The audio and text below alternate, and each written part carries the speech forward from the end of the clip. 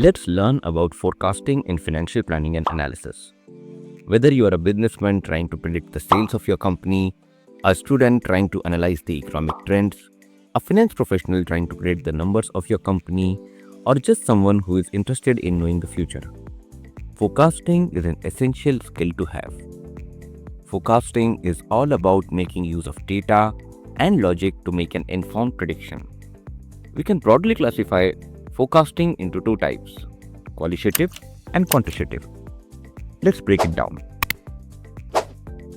Qualitative forecasting relies heavily on expert opinion, subjective judgments based on market research, or scenario planning. For example, a smartphone company may refer to an advice of an expert asking for potential adoption rate of a new feature in their phone.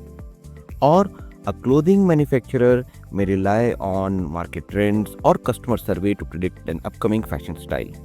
We rely on qualitative forecasting mostly when historical data is either limited or not available. Under quantitative method, we use historical data, we analyze it to predict the future numbers. Let's understand this one by one with the help of practical examples. Let's assume I have the sale of my top drinks for different months of 2024 and a bit of 2025. In column B, I have the temperature, the average temperature of the month. Now I have the data from January 2024 till March 2025, and I need to predict the sales for the rest of the year in 2025. So what I'm going to do is I'm going to calculate the increment that I must have gotten in the previous year. I'm going to use that number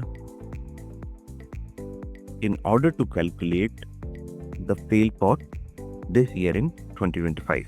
Since I'm in April, I'll be using March 25 as base, and the increment that I must have got in April last year, which is, as per my calculation, is 30%.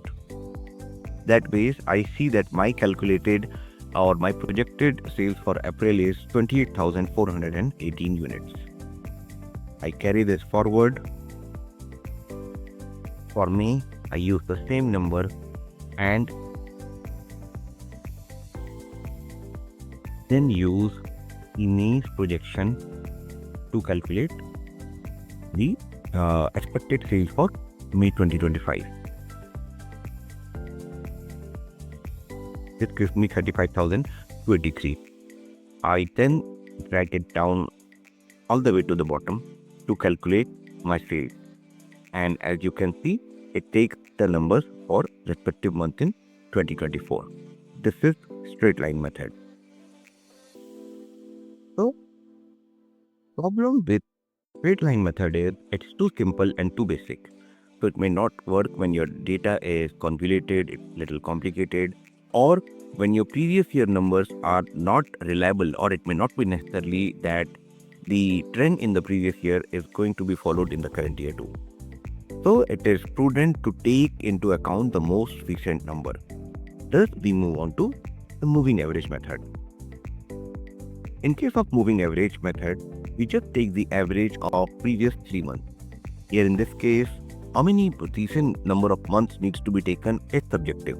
You may take the last 4 months, you may even take the last 6 months. Once we get the actual for the period, say for example, for the month of April 25, our forecast using the moving average method is 12,519, whereas our actual is the actual number over here, it's 22,568. So my forecast for the month of May would be the average of Feb, March and April, and this would continue for rest of the year.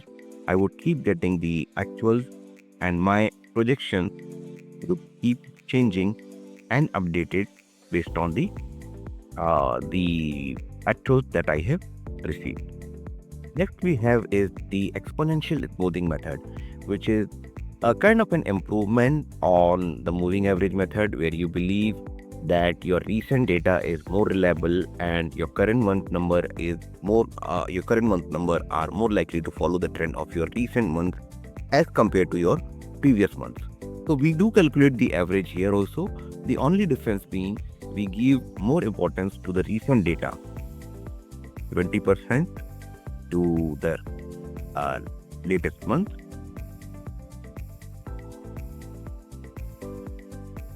plus maybe 20% to the previous one,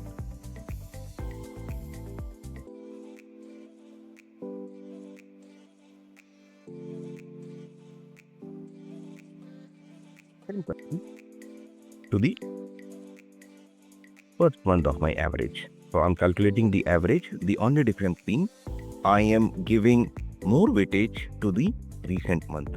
Now, how much weightage needs to be given is again subjective. You may give more weightage or the less weightage to the recent month and slightly higher or lower weightage to the previous months. We continue this and we also compare it with the actuals that we have received.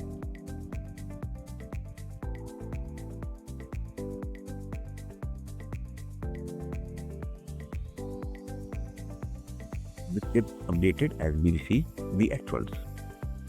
We can also forecast using the MS Excel forecast function. Excel provides me with the forecast function where I can use the trend of the data and use the forecast formula to predict the data of my upcoming month. The only point that needs to be taken care here is please note that the month or the period should be in the proper format. For example, your December, while it's shown as December 24, so partly text and partly number, in terms of forecasting, it should be strictly in the date format. It should not be in the text format.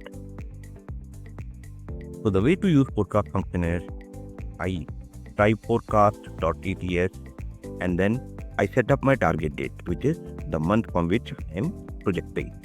And then I set up the range for my actual values, which is all the previous months that I am considering. Again, how many number of months we need to consider is slightly subjective. The more range we give to the computer or to the Excel, the more reliable our data is. We then select the timeline range and then I press enter. I can also choose to enter the seasonality. So if I know that my numbers are going to make a jump after every 2 months or 3 months, I can accordingly write the number over here. In my case, I'm not choosing with it, so I'll just press the enter. As you can see, it's showing me the predicted sales for April. I continue this. Maybe I would fix the first range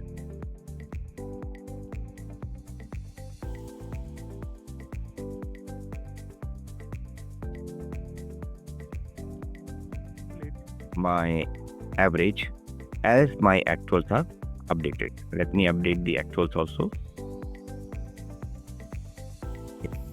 So as I get my actuals, my forecast numbers are updated using the forecast functions of Excel. Lastly, we are going to learn is forecasting using the regression method. In order to forecast using the regression method, I first collect my data and then maybe insert a scatter chart for my data. So Excel gives me a scatter chart like this. It's better if I add a trend line around it.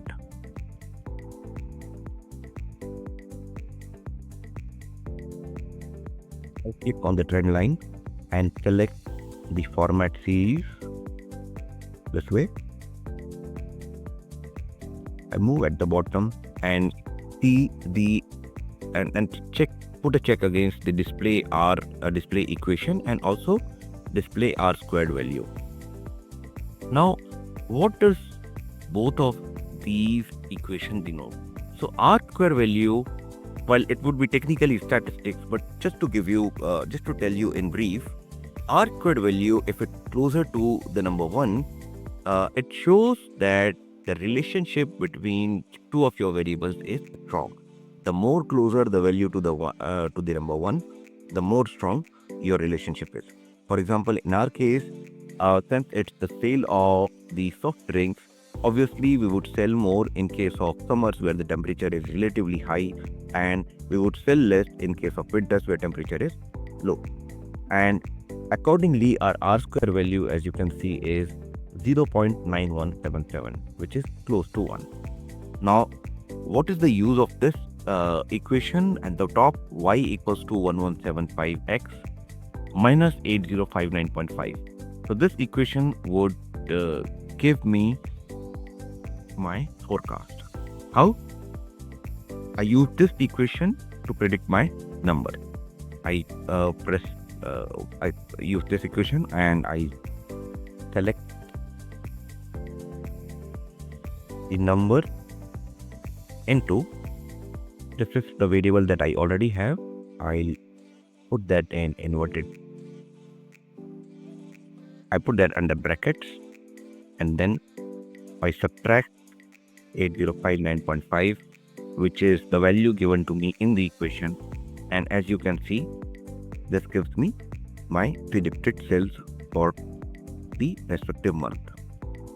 I can drag this all the way to the bottom, and as you can see, my regression function is giving me the sale of units based on the average temperature of the month. So what regression function does is it studies the trend or the relationship between two variables and then uses that formula to calculate or to predict the projected sales of the month. I can change the average temperature of the month, and accordingly my projection would also change. Now, which method to choose depends on the nature of your data, the level of accuracy required, and the time horizon for which you're forecasting. So it's always suggested to use or to try out the multiple methods and then ascertain which method would be accurate for you to give you the most realistic forecasting. Hope you found this video helpful. Thank you and all the best.